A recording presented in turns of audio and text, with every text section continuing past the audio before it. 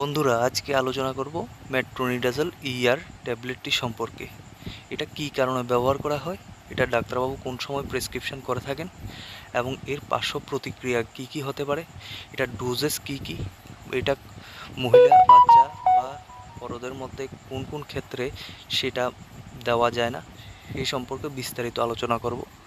ভিডিওটা লাস্ট পর্যন্ত দেখবেন, চ্যানেলটিকে সাবস্ক্রাইব এবং লাইক করে দেবেন। চলেন শুরু করি। মেট্রোনিডাজল ইআর 600 ট্যাবলেটটি হচ্ছে একটি অ্যান্টিবায়োটিক ট্যাবলেট। এটি সাধারণত জেবি কেমিক্যালসের তৈরি একটি অ্যান্টিবায়োটিক ট্যাবলেট।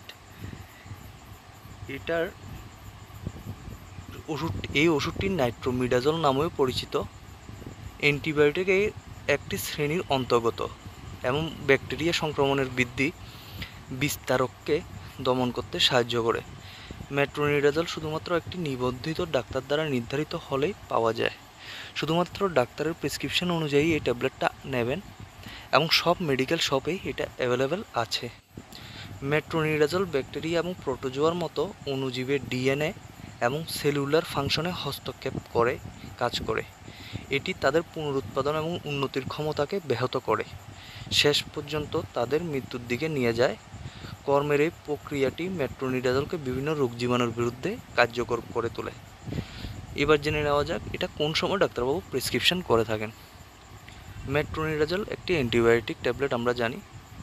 এটা লিভার, পাকস্থলী, ফুসফুস, হৃৎপিণ্ড এবং রক্তপ্রবাহের ব্যাকটেরিয়া সংক্রমণের ক্ষেত্রে ব্যবহৃত হয়। মুখের সংক্রমণ, উদাহরণস্বরূপ স্ফীত এবং সংক্রামিত মাড়ি, দাঁতের ফোড়া, স্ফীত ইত্যাদির ক্ষেত্রে ব্যবহার করা হয়। ত্বকের সংক্রমণ যেমন ত্বকের আলসার, ক্ষত, রোসেসিয়া, ত্বকের আলসার এবং ঘাড় ক্ষেত্রে ব্যবহৃত হয়। ব্যাকটেরিয়াল ভেজিনোসিস এবং ট্রাইকোমোনাস যৌনি সংক্রমণের ক্ষেত্রেও এই ট্যাবলেটটি সাধারণত ডাক্তারবাবু প্রেসক্রিপশন করে থাকেন। পেলভিক প্রদাহজনিত রোগ, উদাহরণস্বরূপ পিআইডি, এবং যখন সংক্রমিত বহনকারী ব্যাকটেরিয়া যৌন বা জরায়ু থেকে একটি মহিলার প্রজনন অঙ্গে ভ্রমণ করে তখন ঘটে। এই সমস্ত ক্ষেত্রে মেট্রোনিডাজল ট্যাবলেটটি ব্যবহার করা হয়ে থাকে। মেট্রোনিডাজল 600 ট্যাবলেটটি আপনার কখন এবং কিভাবে গ্রহণ করবেন।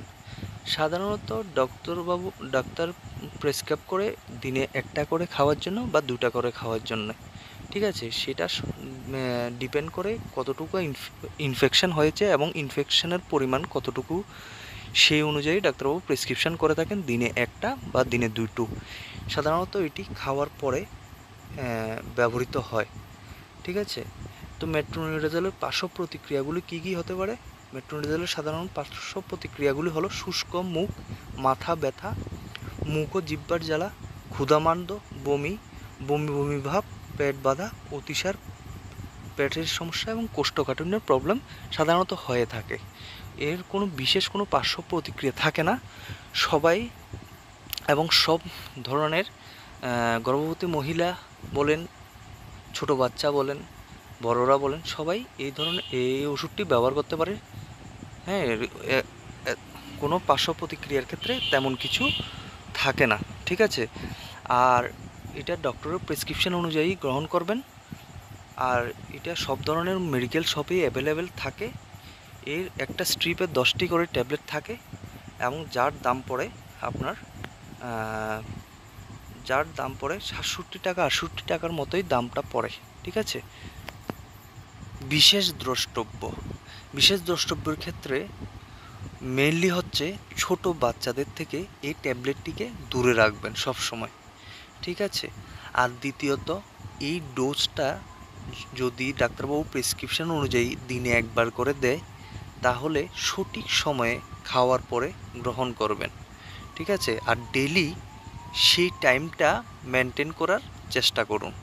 দিনে 2 বেলা করে যদি ডাক্তারবাবু প্রেসক্রিপশন করে থাকেন তাহলে সকালে খাওয়ার পরে একটা খাবেন, রাতে খাওয়ার পরে আরেকটা খাবেন, সেভাবে